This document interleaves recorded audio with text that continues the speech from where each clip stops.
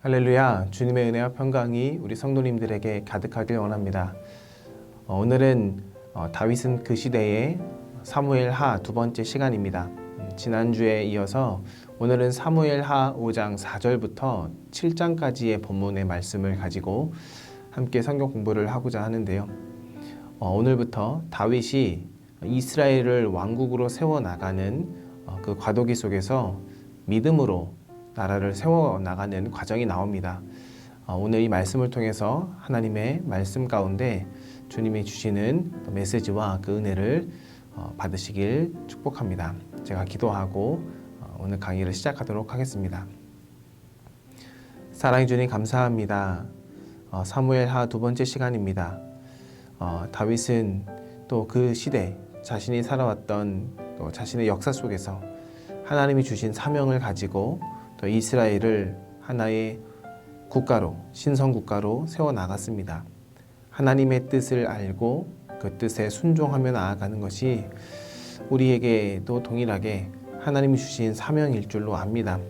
아버지 하나님, 오늘 이 말씀을 통해서 우리 각자에게 주시는 또 우리의 사명, 이 대한민국에서 또 그리스도인으로 우리가 어떠한 신앙관을 가지고 믿음으로 살아가야 되는지 주님 말씀하시고 가르치시고 또 오늘 강의를 통해서 공부한 모든 내용을 토대로 우리의 신앙이 한층 더 성숙해져 나가는 은혜를 더하여 주시옵소서.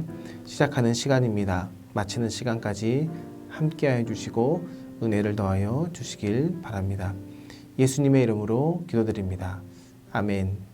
오늘은 다윗은 그 시대의 두 번째 강의입니다. 오늘의 제목은 다윗의 왕국, 다윗의 신앙인데요. 시작하기에 앞서 말씀 두 구절 함께 읽고 오늘의 강의를 시작하고자 합니다.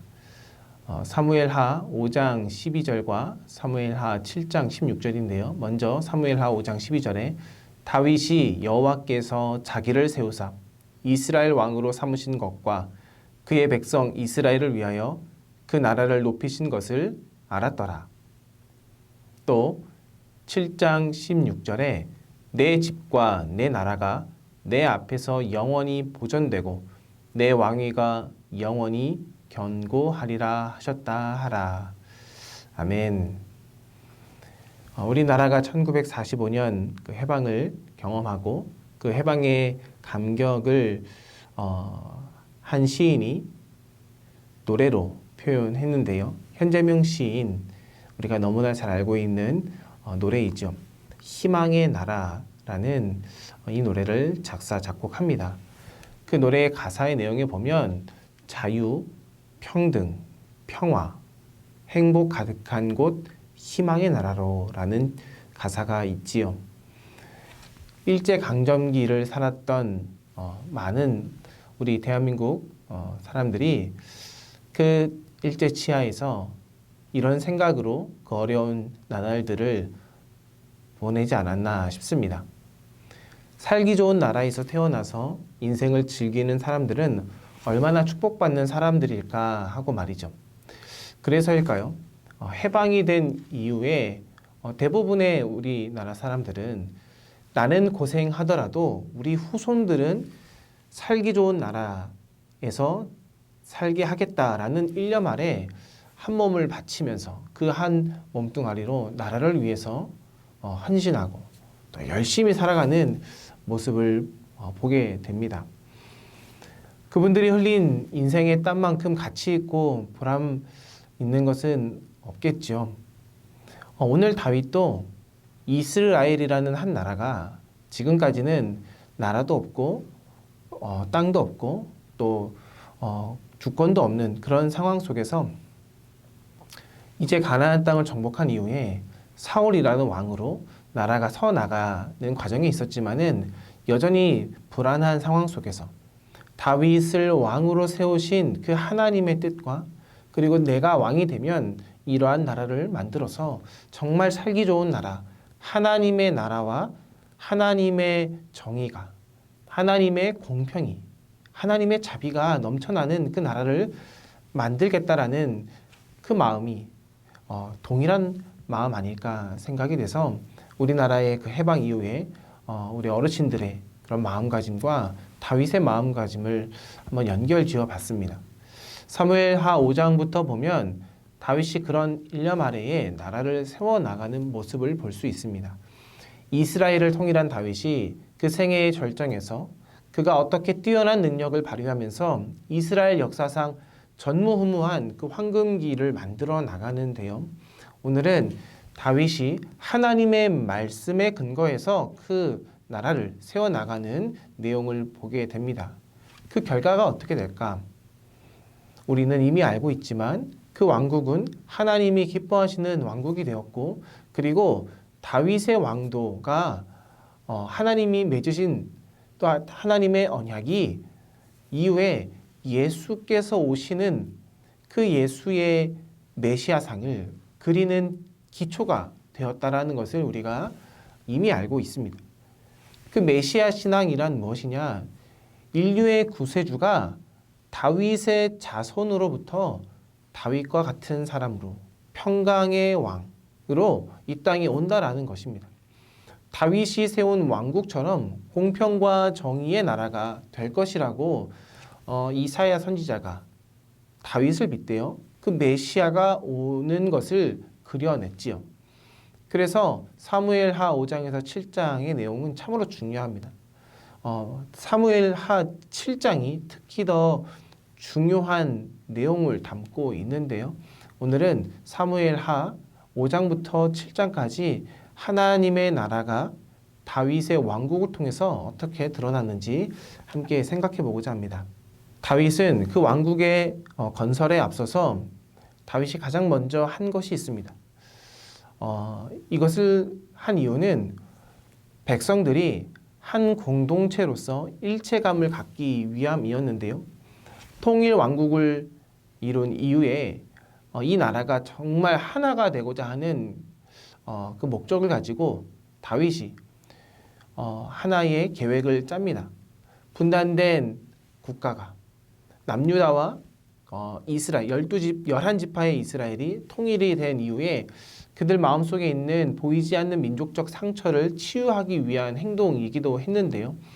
이것을 하기 위한 목적은 무엇이냐면 과거로의 회귀가 아니라 미래로의 전환, 미래의 우리나라는 이 이스라엘은 어떻게 될 것이다 라는 뜻을 가지고 다윗의 계획 아래 수도를 예루살렘으로 옮깁니다.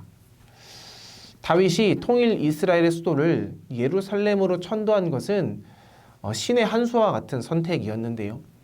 예루살렘은 다윗의 유다 지파와 사울의 베냐민 지파의 경계가 되는 중립지대에 위치해 있었습니다. 지리적으로 어느 지파도 소외 의식을 느낄 필요가 없는 곳이 바로 이곳이었죠. 백성들 모두가 새롭게 정착해서 새 나라의 건설의 꿈에 부풀기에 만들기 부족함 없는 그런 도성이었습니다. 그리고 이 예루살렘으로 천도하게 된 지리적 이점 중에 하나는 자연스럽게 지파 간의 그 인력이 해소될 수 있는 지리적인 이점도 있었지요. 이 예루살렘은 여호수아 이후에 약 300년간 정복하지 못했던 가나안 땅 여부스 족속이 차지한 곳이었습니다. 따라서 이 예루살렘 정복은 이방 족속의 마지막 흔적을 가나안 땅에서 말끔히 닦아버리는 역사적인 업적이기도 했는데요. 말씀을 보면 이런 내용이 나옵니다. 사무엘하 5장 6절인데요. 다윗이 예루살렘에 사는 여부스 사람들을 치고자 그의 군대를 이끌고 올라갔을 때 그들은 내가 절대로 이리 들어오지 못할 것이다. 장님이나 절뚝발이라도 너를 막아낼 수 있다 하고 큰 소리 쳤다. 이것은 자기들의 성이 침공할 수 없을 만큼 튼튼하다고 생각했기 때문이었다. 그러나 다윗과 그의 군대는 그들을 공격하여 시온 요새를 점령하였다. 지금은 그것이 다윗성이라고 불려지고 있다.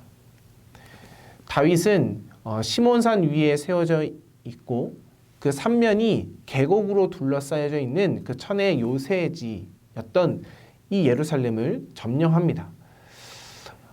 점령하는 그 과정에서 다윗은 수구를 이용하게 되는데요. 그래서 이 예루살렘을 정복하는 그 모든 과정을 수구 침투 작전이라고 합니다. 이 수구가 언제 발견됐냐면 1867년 워렌이라는 등산가 출신의 또 장교 출신의 한 일행이 예루살렘을 방문했을 당시에 이것을 발견했습니다. 이 워렌이라는 장교가 기온 목가에서 머리 위에 있는 그 바위에 구멍을 하나 발견했는데요. 약 12m를 수직으로 절벽을 타서 그 구멍을 기어 올라갑니다. 그런데 그 구멍에 좁은 통로가 보이는 거랍니다.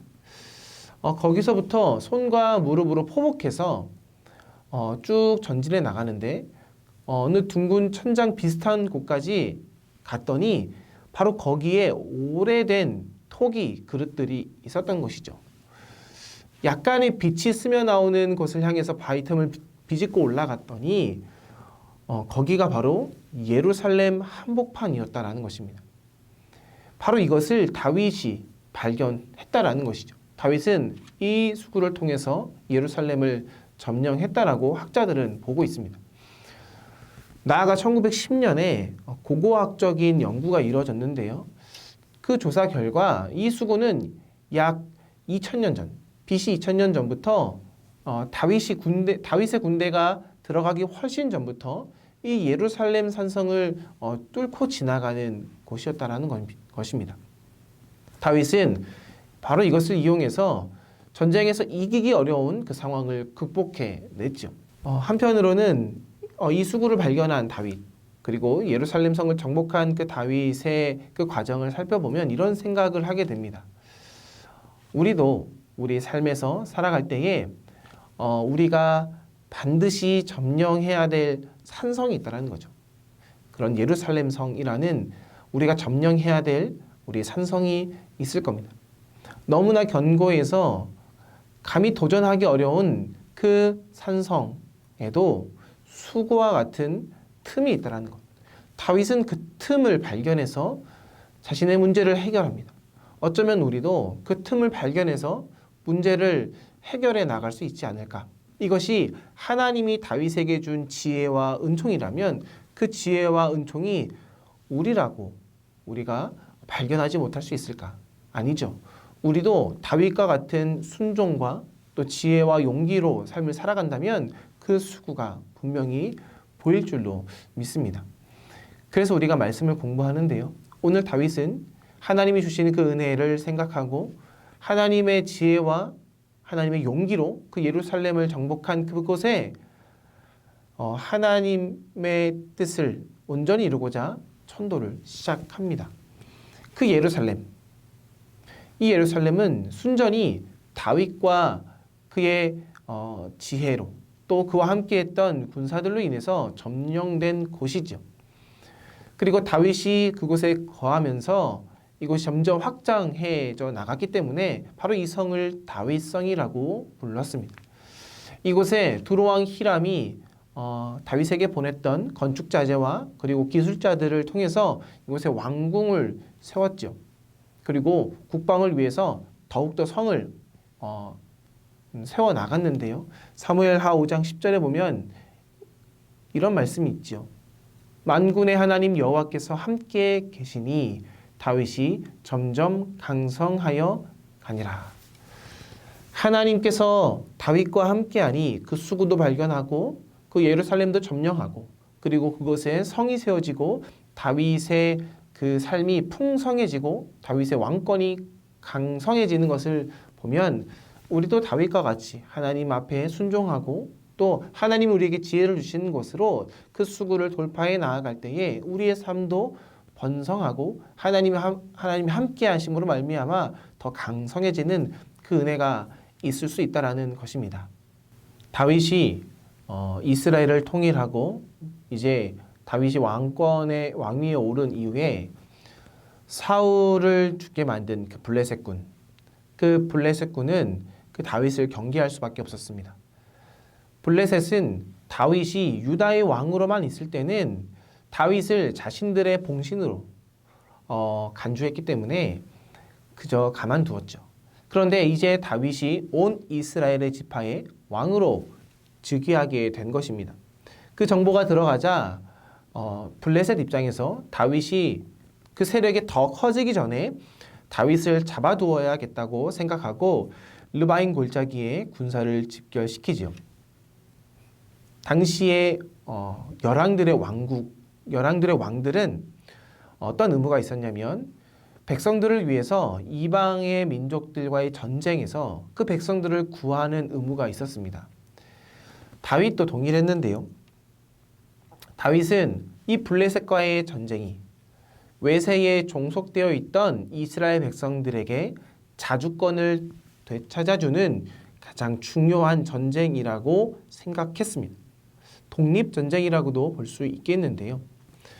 이러한 중요한 전쟁을 앞두고 다윗은 이 전쟁의 승리를 하나님께서 허락하실 것이라고 믿었습니다. 그래서 사무엘하 5장 17절에서 25절의 그 전쟁에 대한 기록은 다윗이 얼마나 하나님을 철저하게 의지하며 이 전쟁에 임했는가를 보여주고 있는데요. 우리 19절 말씀만 잠깐 읽어보겠습니다. 19절에 이렇게 나옵니다. 다윗이 여호와께 여쭈어 이르되 내가 블레셋 사람에게로 올라가리까 여호와께서 그들을 내 손에 넘기시겠나이까 하니 여호와께서 다윗에게 말씀하시되 올라가라 내가 반드시 블레셋 사람들을 내 손에 넘기리라 하신지라. 두 차례에 걸친 다윗의 질문으로 인한 하나님의 응답을 통해서 다윗은 완벽한 승리를 거둡니다. 언제나 군사적인 우위를 유지했던 이 블레셋군이 처음에는 예루살렘 가까운 르바임 골짜기에까지 쳐들어왔을 때에는 블레셋 군들은 이 다윗의 군대를 얕잡아 봤죠. 하지만 하나님께서 이 블레셋 군을 하나씩 무찌르는 것을 보게 되면서 블레셋 군은 겁을 먹게 됩니다. 그렇게 블레셋 군은 후퇴를 하게 되는데요. 다윗은 이 블레셋의 본거지인 게바에서 게셀까지 그 군사를 끝까지 이끌고 가서 그들을 평정하게 됩니다. 그래서 다윗은 블레셋 군이 이스라엘을 다시는 넘보지 못하도록 만들죠. 이렇게 해서 이스라엘은 자주 독립국가가 됩니다. 주권이 없었던 이 민족이 이제는 하나님의 그 은혜로 인해서 다윗을 통해 참된 주권을 얻게 되고 이 땅에 이제 평화가 시작되게 되었다는 것이죠.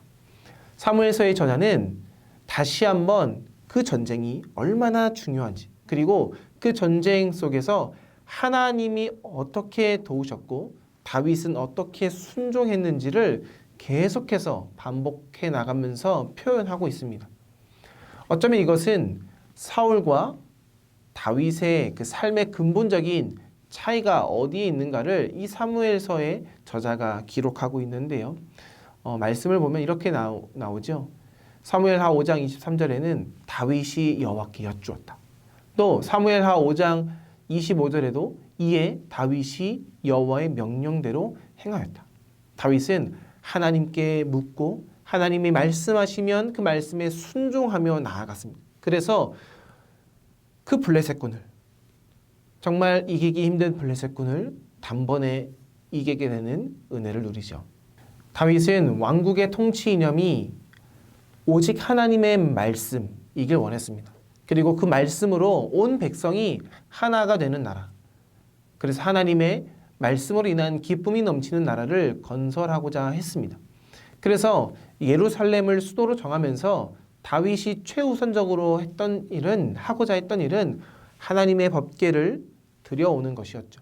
그래서 사무엘하 6장 2절에 보면 이렇게 나옵니다. 그 궤는 그룹들 사이에 좌정하신 만군의 여호와의 이름으로 불리는 것이라. 다윗의 신앙 안에 그 궤에 하나님께서 좌정하신다는 것을 알고 있었고 그래서 그 하나님의 좌정, 하나님의 임재가 이 땅 위에 가득하기 위해서는 그 궤가 예루살렘으로 와야 된다라고 생각했지요. 그 하나님의 궤는 사울이 왕위에 있는 동안 바알레 유다에 방치되어 있었죠. 다윗은 이것을 가만히 두고 볼 수는 없었습니다. 하나님께서 다윗을 통해 이 나라를 세우실 때에 다윗은 이런 생각을 하면서 하나님의 꿈을 꾸지 않았을까 싶습니다. 후일에 내가 만약에 왕이 된다면 무엇보다 먼저 하나님의 법궤를 가까이 모셔야겠다라고 생각했을 겁니다. 이스라엘은 주변 국가와는 달리 법궤 안에 있는 그 계명들, 하나님의 율법을 기초로, 하나님의 말씀을 기초로 세워진 하나님의 거룩한 백성이지요.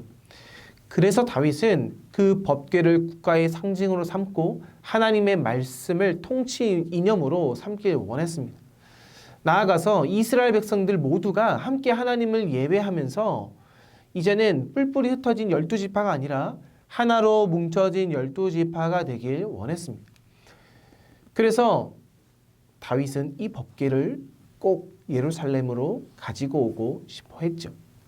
예배 공동체, 말씀 공동체, 그리고 하나님의 계명이 중심이 된 그 공동체가 되기 위해서는 그 하나님의 법궤가 꼭 있어야 했습니다. 그래서 이 법궤를 다윗성으로 옮겨오고자 노력하기 위해서 백성들과 먼저 합의를 합니다. 그러자 백성들도 기뻐하고 이제는 이 법궤를 옮기게 되는데요. 그 첫 번째 단계에서 다윗은 참담한 실패를 맛보게 됩니다. 그것은 열심만 있고 하나님의 말씀에 대한 바른 지식이 없었기 때문인데요. 다윗과 백성들은 이 법궤를 옮겨오는 일에만 흥분했지 하나님의 규례를 차분히 살펴보고 그대로 행하는 하나님에 대한 경외심은 부족했습니다. 하나님의 궤는 반드시 레위 지파 가운데 뽑힌 고핫 자손들만 어깨에 옮겨 맬 수 있었죠. 그런데 그들은 오랫동안 하나님의 말씀을 가까이 하지 않았기 때문에 블레셋 이방 족속들이 그 궤를 옮긴 방식 그대로 아무 생각 없이 새 수레로 옮깁니다. 그러다가 도중에 법궤가 흔들리게 되자 그 궤를 붙잡은 우사가 그만 즉사하는 재앙을 겪게 되지요. 그렇게 첫 번째로 법궤를 옮기는 그 시도가 실패하게 됩니다. 다윗은 그 상황을 목격하고 무서워서 그 궤를 모셔오지 못하고 잠시 오벳에돔의 집에 석 달 동안 두게 되지요. 그런데 바로 그 집에 하나님의 복이 임하는 것을 다윗이 보게 됩니다. 이것을 본 다음에 다윗은 다시금 그 하나님의 궤를 옮기고자 용기를 내는데요. 하지만 다윗은 지난번에 자신의 무지가 어떠한 결과로 초래했는지를 깊이 깨닫고 하나님의 율법을 연구합니다. 그래서 이번에는 말씀대로 행하죠. 우리가 다윗이 법궤를 옮기는 이 두 번의 과정을 통해서 배울 수 있는 것은 하나님을 사랑하는 것, 하나님을 사랑하는 방식에 있어서 우리가 막연하게 감정적으로 좋아하거나 자기 열심으로만 봉사하는 것이 옳은 것이 아니라 다윗과 같이 하나님을 사랑하는 그 마음은 유지하되 하나님의 말씀을 연구했던 것처럼 우리 또한 하나님의 말씀에 순종하는 삶이 동반되어야 하나님을 온전히 사랑한다라고 말할 수 있다는 것을 기억해야 합니다. 이제 다윗이 하나님의 궤를 옮기게 되는데요. 사무엘하 6장 13절부터 말씀을 보면 이렇게 옮깁니다. 여호와의 궤를 맨 사람이 6걸음을 가매 다윗이 소와 살찐 송아지로 제사를 드리고 다윗이 여호와 앞에서 힘을 다하여 춤을 추는데 그때에 다윗이 배 에봇을 입었더라. 다윗과 온 이스라엘 족속이 즐거이 환호하며 나팔을 불고 여호와의 궤를 메어 오니라. 이 장면을 마음속에 한번 그려보십시오. 얼마나 벅찬 감격과 기쁨이 넘치는 국민적인 축제가 아닐까요? 다윗은 택한 백성과 기름 부은 종들을 축복해 주시는 그 하나님의 은총에 감사하면서 기뻐합니다. 그리고 성가대가 함께 노래하고 연주하는 가운데 힘껏 춤을 추지요.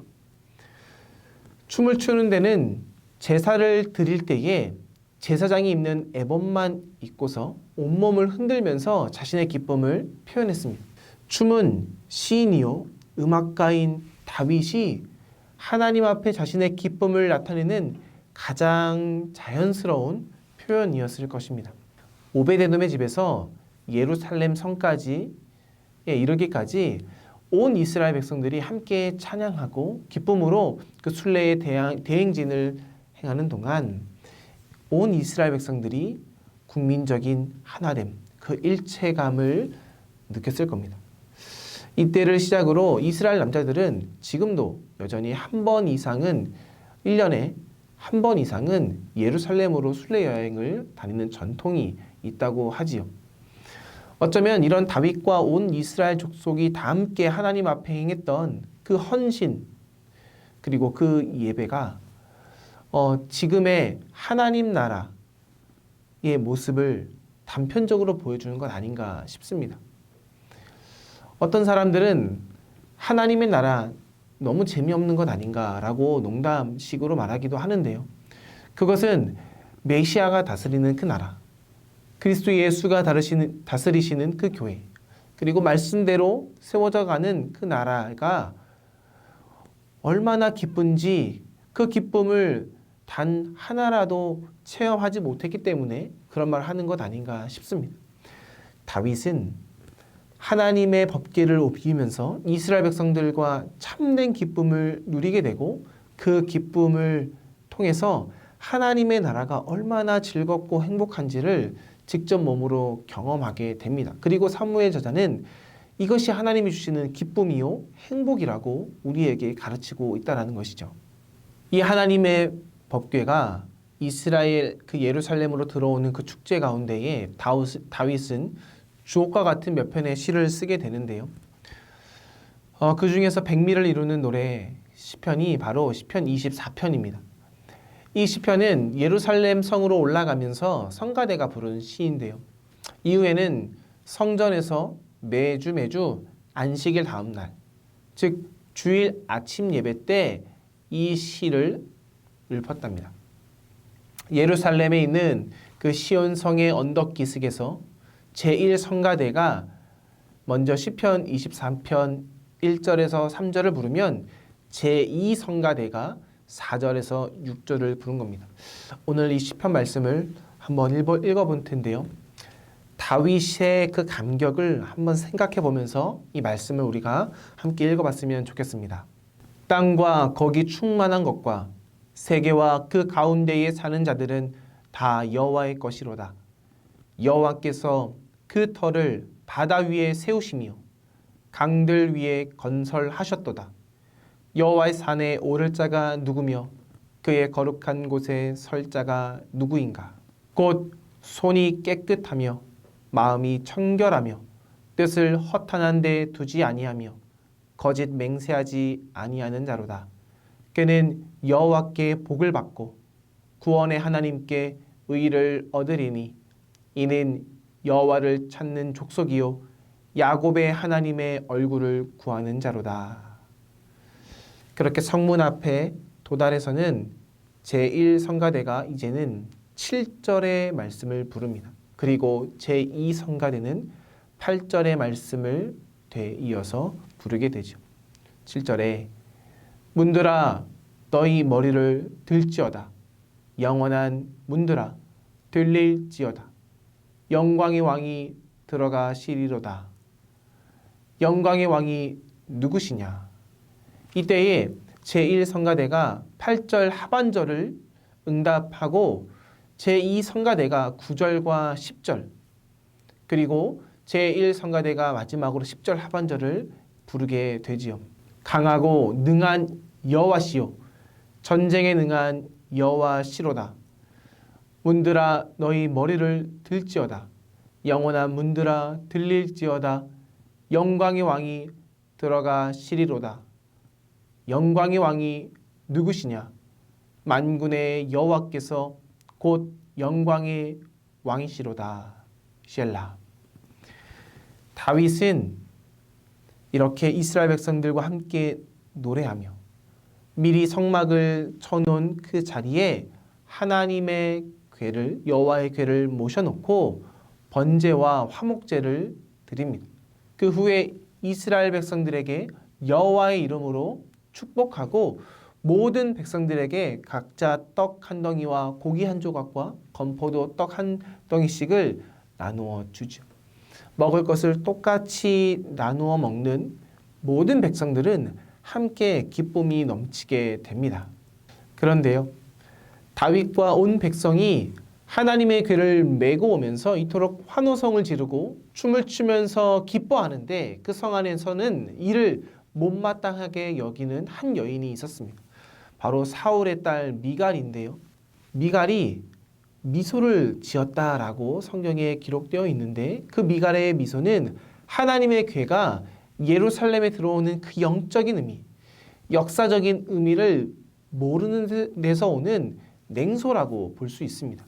미갈은 다윗에게 매너가 없다며, 품위가 없다며 하나님 앞에서 순진무구하게 춤추는 그의 모습을 전혀 납득할 수 없다라고 말합니다. 결국 다윗은 내가 여호와 앞에서 춤을 춘 것이라고 말하면서 미갈을 향해 노여움을 샀게 되죠. 그래서 미갈은 결국 평생 동안 자식을 낳지 못하게 됩니다. 그렇게 사울의 씨는 끊기고 말게 되죠. 오랜 세월이 흐른 뒤에 이스라엘 백성들이 조국을 떠나서 다니엘과 같이 유학 생활을 할 때, 그리고 포로 생활을 할 때에 그들은 여전히 하나님의 궤가 있는 예루살렘 성전을 향해서 기도합니다. 그 궤가 있는 성전은 이스라엘 백성들에게 영원한 마음의 고향이 된 것인데요. 그래서 시인들은 이 성전을 그리워하면서 주옥과 같은 이런 시를 남겼습니다. 시편 84편 1절 10절인데요. 만군의 여호와여, 주의 장막이 어찌 그리 사랑스러운지요. 주의 궁정에서의 한날이 다른 곳에서의 첫날보다 나은즉 악인의 장막에 사는 것보다 내 하나님의 성전 문지기로 있는 것이 좋사오니. 이스라엘 백성들의 신앙에 하나님의 궤는 바로 이러한 존재였다라는 것입니다. 다윗은 그런 하나님의 궤가 예루살렘에 오는 것을 보며 도저히 기뻐하지 않을 수 없었던 것이죠. 반면 미갈은 그 다윗의 그 마음속에 있는 하나님과의 깊은 그 긴밀함을 보지 못했고, 그리고 다윗이 철저하게 준비해서 하나님의 법궤를 이곳까지 옮기었다라는 그 철저함과, 그리고 하나님의 규례와 법도대로 이 모든 일을 행하였다는 것을 전반적으로 보지 못하고 편협된 시각으로 다윗의 겉모습만, 다윗의 춤추는 모습만, 자기의 체면만 생각했기에 미갈은 다윗의 신앙에까지 미치지 못하는 모습을 우리는 보게 됩니다. 하지만 다윗은, 그리고 나아가서 이스라엘 백성들은 하나님의 임재를 경험하게 되죠. 그래서 그들이 포로가 되었을 때에도 하나님의 궤가 있는 그 성전을 향해서 기도했다라는 것입니다. 그런 다윗을 통해서 이스라엘 문화는 더욱더 번창해지고 번성하게 됩니다. 특히 이스라엘의 문화가 더 융성해지게 되는데요. 화려하고 장엄한 건축 예술이 발전하게 됐고 그 예술에 꽂힌 문학도 발달하게 됩니다. 다윗과 솔로몬 시대에 많은 시편들이 쓰여졌죠. 아가서도 쓰여지고 또 열왕기서, 역대기서, 역사서의 기초가 되는 그 자료들도 편찬되게 됩니다. 이후에 잠언과 전도서 같은 그 부류의 작품들도 기록되게 되지요. 다윗은 모든 것을 동원해서 나라가 더 강성해지고 더 아름다워지게 했다라는 것이죠. 하나님의 형상대로 지음받아서 그 진선미를 추구하는 성품으로 살아가야 하는 것이 한 사람이라면 그 나라도, 이스라엘이라는 그 나라도 그러한 모습으로 세워져 가길 다윗은 원했습니다. 어쩌면 이것은 유대인들을 통해서 계속 이어져서 그리스도인들에게도 여전히 이어지는 영성 중에 하나라고 볼 수 있는데요.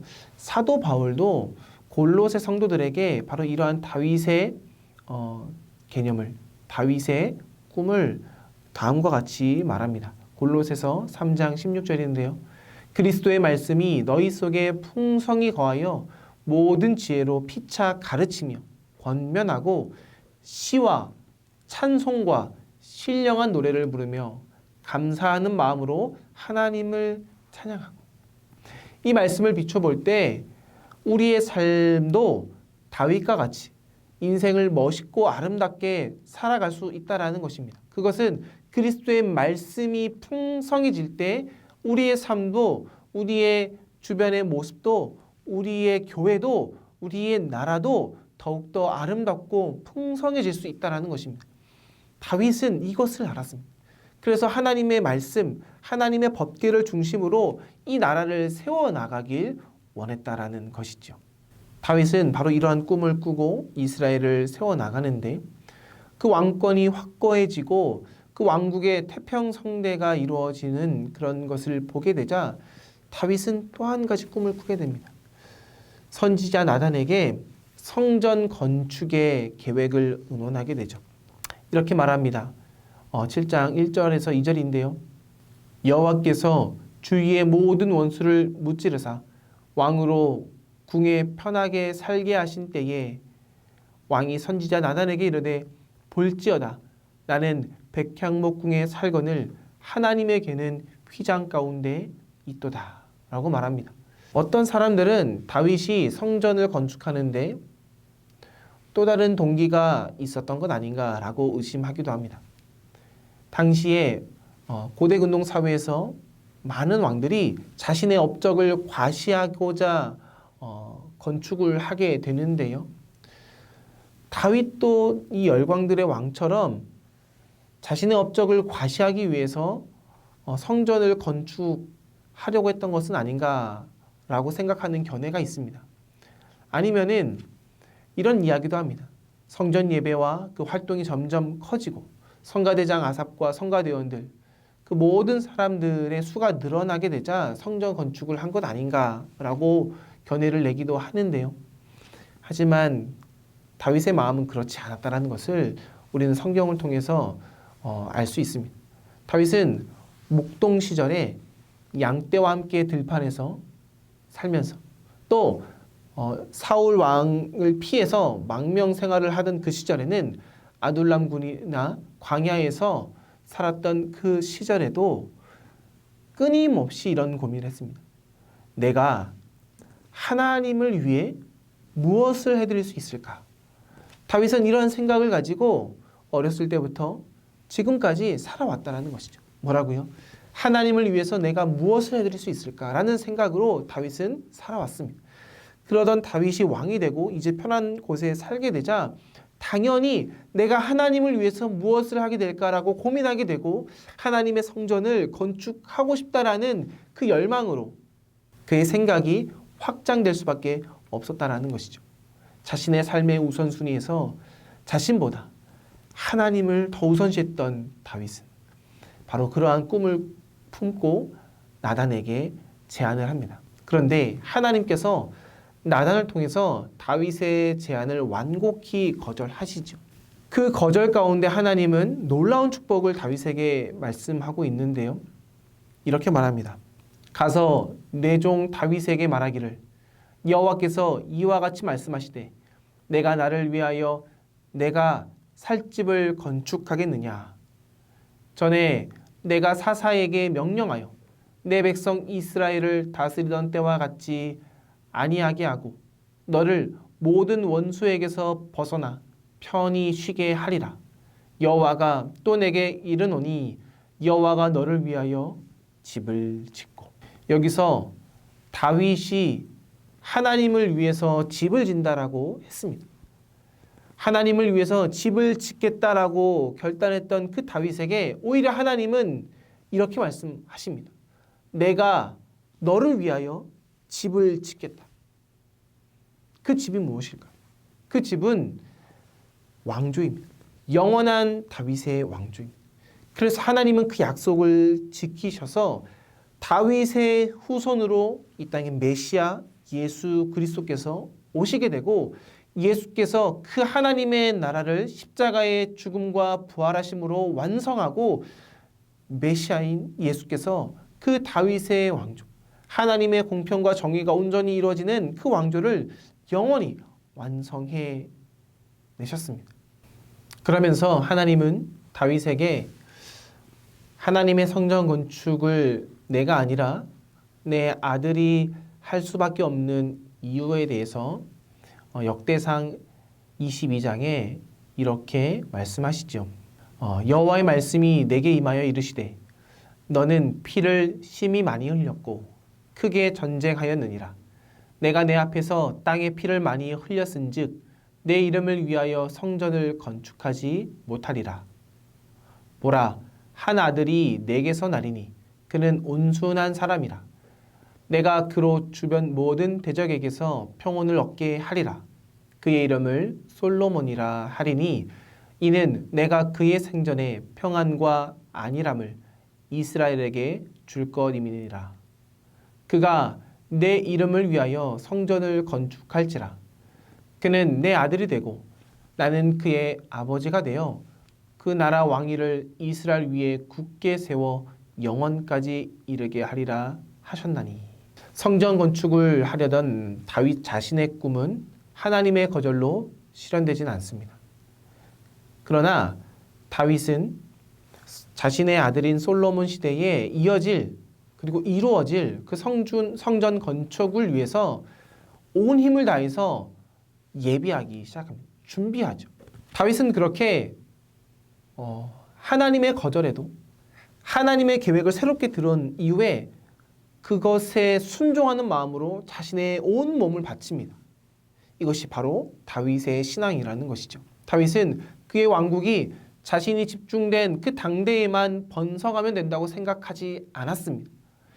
먼 후대를 바라보면서 국가가, 이 나라가 계속해서 번성할 수 있도록 후손을 위해서 현 시점에서 자신이 감당해야 할 일을 찾아서 미리 준비하는 경륜 있는 통치자였다라는 것입니다. 그렇게 다윗은 후손들에게 이 세상에 태어나면서부터 빚을 지게 하는 나라가 아니라 조상이 준비해둔 풍성하고 아름다운 물질적인 정신적인 유산을 물려주고자 했던 왕이라는 것이죠.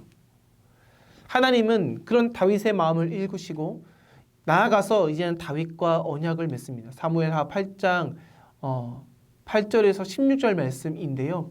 특별히 우리 16절 말씀을 함께 보겠습니다. 16절 말씀에 이렇게 나옵니다. 내 집과 내 나라가 내 앞에서 영원히 보존되고 내 왕위가 영원히 견고하리라 하셨다 하라. 하나님께서 다윗에게 약속하시고 그리고 그 약속이 솔로몬을 통해서 이루어지면서 이 나라가 더욱더 강성해집니다. 하지만 이 사무엘하 7장 16절 말씀은 거시적으로 볼 때 예수 그리스도를 통해서 완성되기도 하지만은 그 역사의 한 올 한 올을 볼 때는 그렇지 못한 모습을 보게 됩니다. 실제로 솔로몬 이후에 다윗 왕조는 점점 쇠락하게 되고 결국 BC 587년에 유다 왕국은 바벨론에 의해서 멸망하면서 북이스라엘은 그 이전에 아수르에 의해서 721년에 멸망하고 남유다까지 멸망하게 되면서 이 나라 자체가 소멸되고 맙니다. 그 당시 나라가 멸망하는 것을 본 그 당시의 이스라엘 백성들은 다윗의 집과 그의 나라, 그의 왕위가 영원히 견고해질 것이라는 하나님의 말씀이 어떻게 된 것인가 라고 의문을 품을 수밖에 없었다라는 것이죠. 하지만 바로 그곳에서 이스라엘 백성들은 깨닫습니다. 하나님이 세우실 다윗의 왕조는 우리가 생각하는 것보다 훨씬 더 높고 크구나라는 것을 말씀을 통해서 깨닫게 되고 포로기를 통해서 깨닫게 되면서 그 다윗에게 허락하신 하나님의 언약을 재해석합니다. 그래서 그 다윗의 언약이 결국 성경적인 메시아주의의 모태가 되게 되죠. 결국 이 땅에 메시아가 오실 것을 고대하게 만드는 그 구절이 바로 다윗과 맺은 하나님의 언약이 된 것입니다. 이 다윗의 언약은 예언자들을 통해서 끊임없이 이스라엘 백성들에게 메시아를 대망하게 했습니다. 그들은 장차 올 메시아가 다윗의 자손이며 메시아 왕국은 다윗 왕국과 같은 공평과 의의 나라가 될 것이라고 한결같이 예언했죠. 신약에 보면 그 신약의 말씀의 시작에 아브라함과 다윗의 자손 예수 그리스도의 계보라고 말씀이 시작하는 것은 그래서 매우 중요한 의미를 갖고 있습니다. 마리아에게 임한 그 가브리엘 천사의 메시지가 다윗의 왕위를 이을 분이 바로 예수라는 것. 그리고 그의 나라는 무궁할 것이라고 이어서 말합니다. 그리고 이것은 요한계시록에는 만왕의 왕 만유의 주가 다윗의 뿌리라고 요한계시록 5장 5절에도 기록하고 있습니다. 하나님께서는 이 다윗과 언약을 맺으시고 약 1000년 후에 그것을 실제로 이행하시죠. 다윗의 동네 그 베들레헴에 다윗의 자손 요셉 그리고 마리아를 통해서 메시아를 이 땅에 보내십니다. 그분이 예수 그리스도 메시아라는 것이죠. 그 그리스도 예수는 죄와 사망의 노예가 된 온 인류를 대속하는 그 십자가의 죽으심, 부활을 통해서 하나님의 나라를 완성하셨습니다. 그래서 우리는 다윗과 이 예수님을 연결해서 보는 것과 동시에 그 차이를 이렇게 알아야 합니다. 사도행전 13장 36절에 이렇게 나오죠. 다윗은 당시에 하나님의 뜻을 따라 섬기다가 잠들어 그 조상과 함께 묻혀 썩음을 당하였으되 하나님께서 살리신 이는 썩음을 당하지 아니하셨나니. 다윗도 사람입니다. 하지만 예수는 사람이 아니라 하나님의 아들이죠.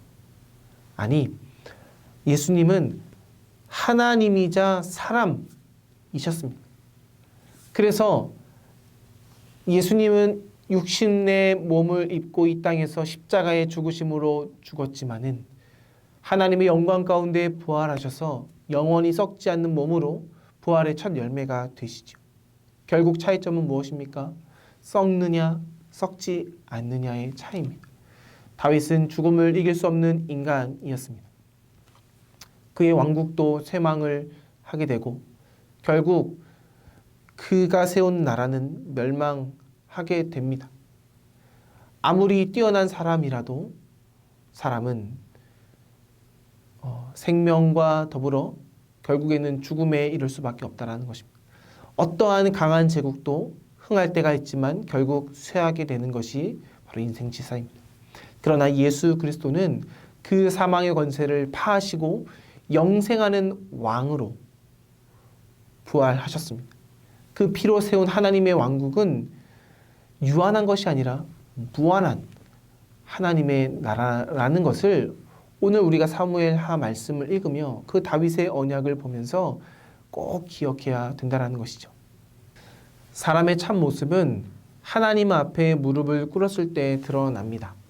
하나님의 영원한 언약을 받았던 그 다윗은 하나님 앞에 기도를 드리는데요.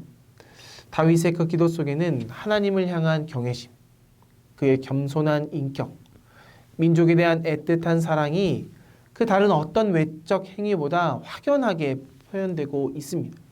그리고 이 사무엘하를 읽는 우리들은 통일 왕국을 이룬 후에 많은 사건과 눈부신 그 업적을 우리가 보게 되지만은 이 다윗의 기도를 통해서 다윗의 마음의 중심을 보게 됩니다.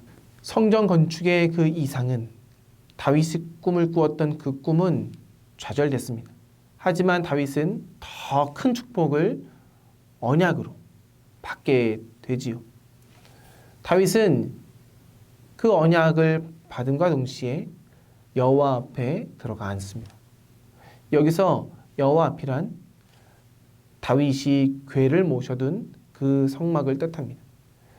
다윗이 하나님 앞에 떨리는 심정으로 드렸던 기도의 첫 마디는 무엇이었을까요? 사무엘하 7장 18절 말씀인데요. 다윗 왕이 여호와 앞에 들어가 앉아서 이르되 주 여호와여 나는 누구오며 내 집은 무엇이기에 나를 여기까지 있게 하셨나이까. 우리가 인간적인 눈으로 봤을 때 이 땅에서 교만을 떨어도 될 만한 인물이 있다면 그는 바로 다윗일 것입니다. 그러나 다윗은 지금까지 자신의 업적을 자랑하지 않습니다. 그것이 나의 능력으로 된 것이 아님을 알았기 때문이죠. 이 모든 것은 하나님께서 그에게 주신 선물이라는 것을 다윗은 너무나 잘 알았습니다. 그래서 다윗은 하나님께서 말씀하신 그대로 목장, 곧 양을 따르는 데서 자신을 데려다가 하나님이 나를 이스라엘의 주권자로 삼았다라는 것을 너무나 잘 알았습니다. 그래서 하나님 앞에서 기도할 때에 내가 무엇이간데 하나님께서 나를 왕으로 세웠습니까? 라고 하나님 앞에 고백합니다.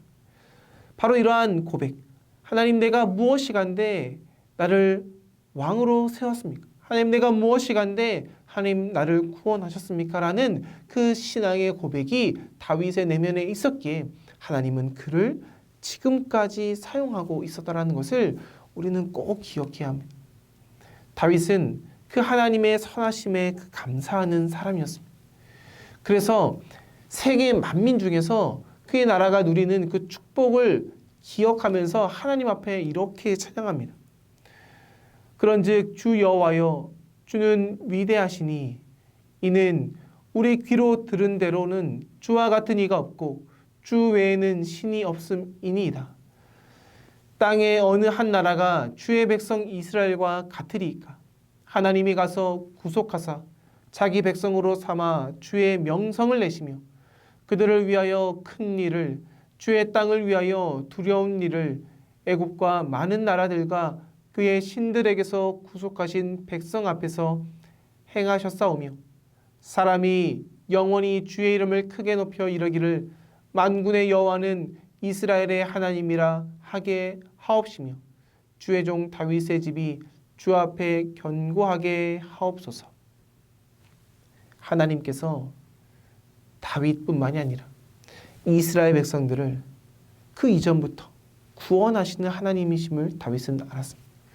아브라함을 부르시고 또 모세를 부르시고 이스라엘 백성들을 출애굽하시고 가나안 땅에 하나님의 정복 전쟁에서 이기게 하시고 그리고 이스라엘을 한 나라로 세우셔서 다윗을 왕 위에 올리신 그 하나님의 뜻이 무엇인지 다윗은 너무나 잘 알았습니다.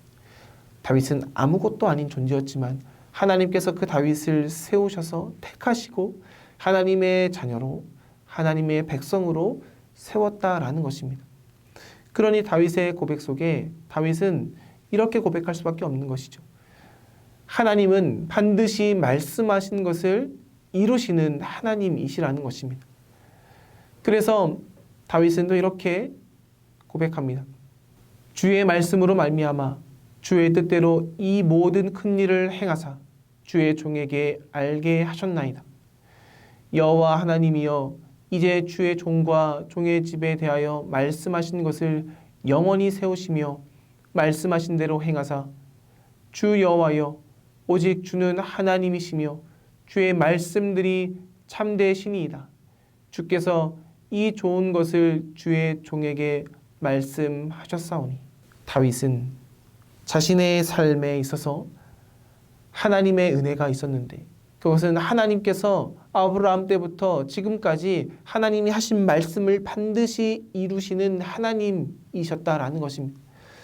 그러니 다윗의 그 왕국의 영원함은 바로 하나님 말씀의 불변함에 근거한다라는 것입니다. 하나님의 그 신실하심이 다윗의 왕위의 영원함을 이끌고 있다라는 것을 다윗은 믿었습니다. 바로 이것을 다윗뿐만이 아니라 다윗은 이스라엘 백성 모두가 알길 원했다라는 것을 우리가 기억한다면 하나님께서도 우리에게 말씀하시고 하나님이 우리에게 말씀하신 것을 반드시 이루신다라는 것을 꼭 기억했으면 좋겠습니다. 이렇게 오늘의 강의를 마무리하고자 합니다. 하나님께서 다윗을 세우시고 또 다윗을 부르시고 또 다윗이 하나님의 꿈을 꾸고 하나님의 꿈을 이루는 그 과정 속에서 다윗의 마음속에는 내가 무엇이간데 하나님이 나를 택하였을까라는 고민, 그리고 내가 오늘 하나님과 하나님의 나라를 위해서 무엇을 할 수 있을까라는 고민, 그 마음의 중심을 하나님이 보시고 다윗을 왕으로 세웠다라는 것을 꼭 기억했으면 좋겠습니다. 그렇다면 오늘 우리가 할 일은 무엇입니까? 내가 하나님께 드릴 수 있는 것은 무엇일까? 나아가서 내가 무엇이간데 하나님이 나를 구원하시고 나에게 하나님의 사명을 주시고 나에게 이 대한민국 이 땅에 태어나게 하셔서 나에게 큰 복을 내리셨을까? 하나님의 은총을 찾아서 하나님께 되갚는 그런 믿음의 길 아닌가 싶습니다. 하나님은 하나님이 말씀하신 바를 반드시 이루시는 하나님이십니다. 그 하나님을 믿고 다윗과 같이 나의 모든 것을 들여서 나의 삶과 나의 가정과 이 나라와 민족이 더 아름답고 복된 민족이 이 나라가 이 가정이 또 나의 삶이 되게 해달라고 기도하며 나아가는 우리 모두 되길 주님의 이름으로 축복합니다. 제가 기도하고 마치겠습니다. 하나님 아버지 감사합니다. 오늘 다윗의 신앙과 다윗과 언약을 맺으신 그 하나님의 그 하나님 되심을 보게 됩니다. 반드시 이루시는 말씀하신 바를 반드시 성취하시는 하나님을 우리가 기억하고 우리는 참으로 연약하고 가진 것 없지만 하나님 우리를 사랑하셔서 창조하시고 우리에게 사명 주시고 우리에게 하나님의 나라가 우리의 삶을 통해서 이루시길 원하는 그 하나님의 뜻을 우리가 품고 하나님의 나라와 의를 위해서 오늘도 헌신하며 나아가는 주님의 모든 백성 되게 하여 주시옵소서. 예수님의 이름으로 기도드립니다. 아멘. 감사합니다. 한 주 동안 승리하시고 다음 주는 한 주 쉬고 또 그 다음 주에 또 이 자리에서 뵙도록 하겠습니다. 한 주 동안, 2주 동안 승리하시길 바랍니다.